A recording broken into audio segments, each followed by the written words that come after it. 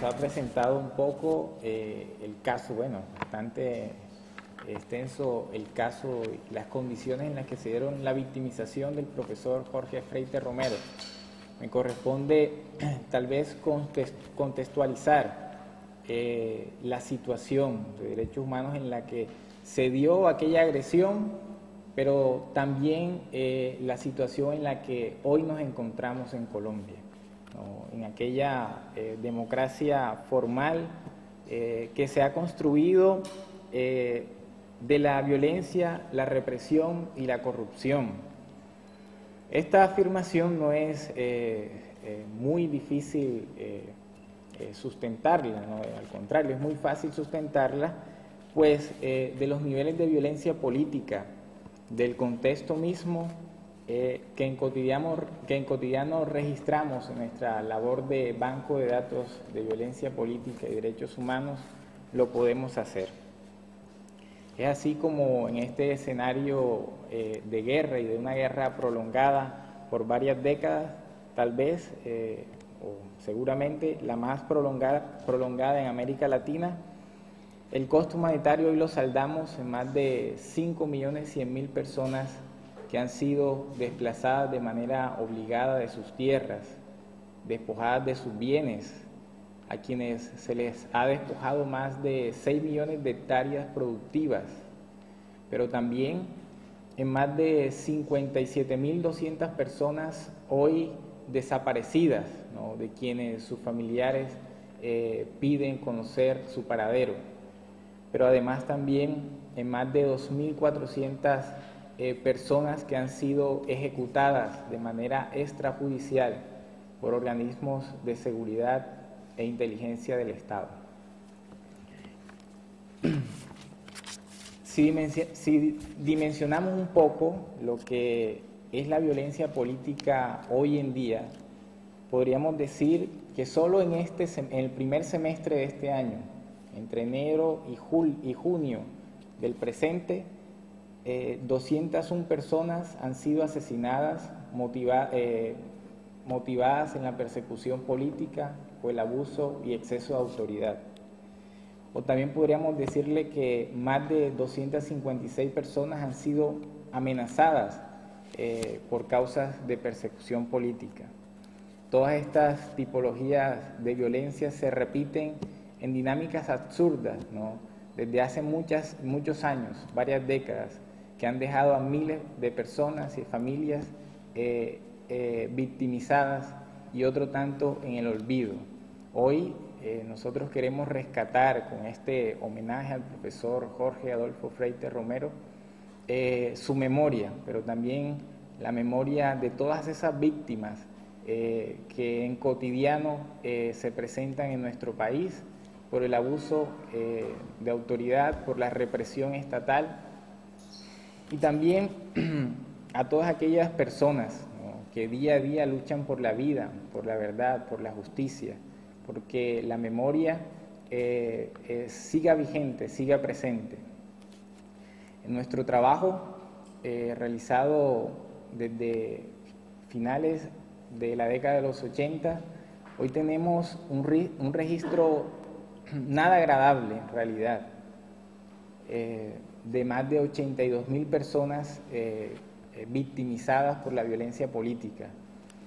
De manera cotidiana, ese registro nos lleva a impulsar iniciativas como la publicación que recuerda la memoria del profesor Jorge Adolfo Freite Romero, quien en esta última publicación se le rinde homenaje. Este trabajo por la memoria de las víctimas nos ha permitido conocer, ¿no?, en cotidiano el contexto de agresión, no solo en el país en general, sino la agresión dirigida contra sectores concretos del país, contra sindicalistas. Ya Jessica nos hablaba de que solo este año han sido 23 asesinados, pero también contra campesinos reclamantes de tierras despojadas, a quienes en los últimos años se cuentan en 60 personas asesinadas por reclamar sus tierras despojadas. Pero también a personas sindicalistas y estudiantes agremiados en todo el país, de quien podemos decir que en nuestro trabajo en Cotidiano registramos históricamente más de 647 agresiones contra estudiantes y docentes. Si esto no es una violencia sistemática dirigida a acallar, a ocultar, entonces, ¿qué es violencia? Es así como el crimen del profesor Jorge Adolfo Freite Romero se suma a los 34 crímenes registrados solo en una de las universidades de la región Caribe colombiana, una región ubicada al norte de Colombia. De esos 34 crímenes registrados en este departamento, en esta universidad, podemos señalar que 14 de ellos obedecen a estudiantes desde el año 1997 y el resto a profesores, trabajadores y jubilados sindicalizados. Todos aquellos crímenes cometidos porque quieren aún, porque aún se dan amenazas, acallar la denuncia, el debate, la libre opinión, la libertad de cátedra, la defensa de la universidad pública de calidad, incluyente. Hoy las dinámicas del conflicto y las agresiones contra estudiantes y profesores continúan. Hoy se debate en Colombia la ley de reforma a la educación superior. Los estudiantes en una manifestación durante más de un mes han logrado que se pare hoy este intento de reformar la educación superior en un intento de desmejorar la calidad de la educación. Pero esto nuevamente trae consigo la represión. Hoy, a través de distintos panfletos, de distintas amenazas telefónicas, escritas, a través de las redes sociales, grupos de la ultraderecha, paramilitares, dicen querer limpiar el país, querer refundar una nueva patria libre de todos aquellos que reclaman justicia, que reclaman sus derechos a la salud o a la educación.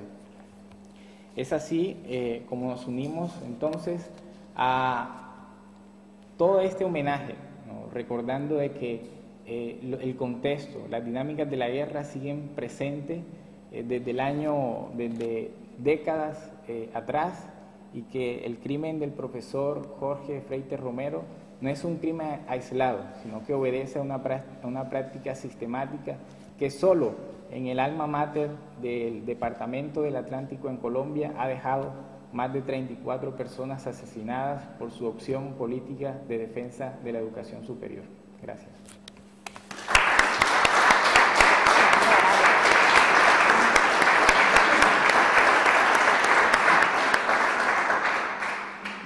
Gracias, Jerry, gracias, Jessica. Y bueno, yo para terminar un poco el homenaje a mi padre, pues he escrito dos hojas que voy a leer para que todos puedan escuchar.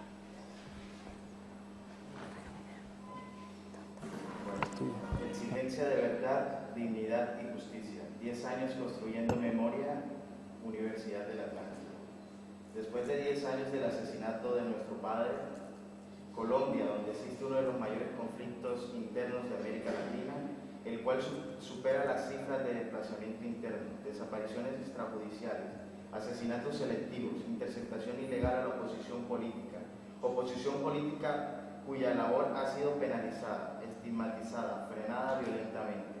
Más de 5.000 muertos de la Unión Patriótica y otros más diferentes de movimientos sociales ha sucumbido bajo este genocidio político.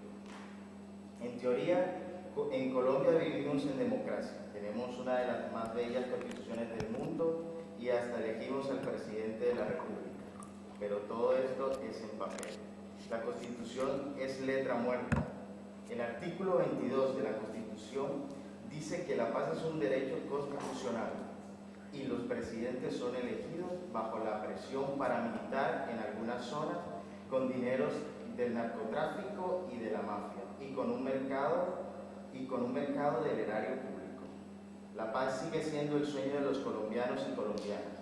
A pesar de que el tema tiene rango constitucional, la oligarquía colombiana se sigue negando a la salida política, que nos evite el cambio de la guerra fratricida. La salida política significa para el régimen colombiano sentarse a discutir los problemas fundamentales del país, y eso no les conviene, porque en una mesa de negociación sus intereses serán cuestionados. El 3% de la población en Colombia posee el 95% de la riqueza del país. Nosotros tenemos los índices de desigualdades más importantes del mundo.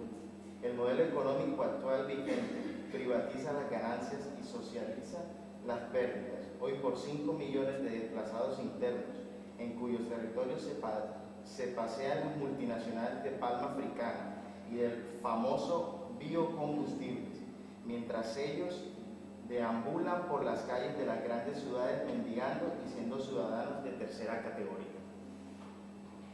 Los sueños de mi padre eran de una Colombia democrática, donde pudiéramos pensar distintos sin miedo a ser asesinados, donde pudiéramos disfrutar de todos y todas de las grandes riquezas que el país posee y que hoy son entregadas a las multinacionales y al capital extranjero. Esos sueños de mi padre los compartió con nosotros, los hijos y las hijas, con sus compañeros, con sus camaradas, con sus alumnos en las universidades donde transmitió las ideas de un pensamiento libre y emancipador. Mi padre fue asesinado para truncar esos sueños.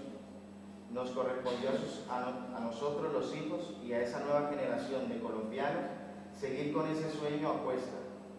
Mataron físicamente a mi padre, pero sus ideas perdurarán en esa nueva generación de colombianos y colombianas que se niegan a aceptar el régimen vigente. Mi padre, Jorge Adolfo Freytes Romero, profesor, sindicalista y abogado, quien por alzar su voz y su brazo fue secuestrado, torturado y asesinado por el Estado colombiano.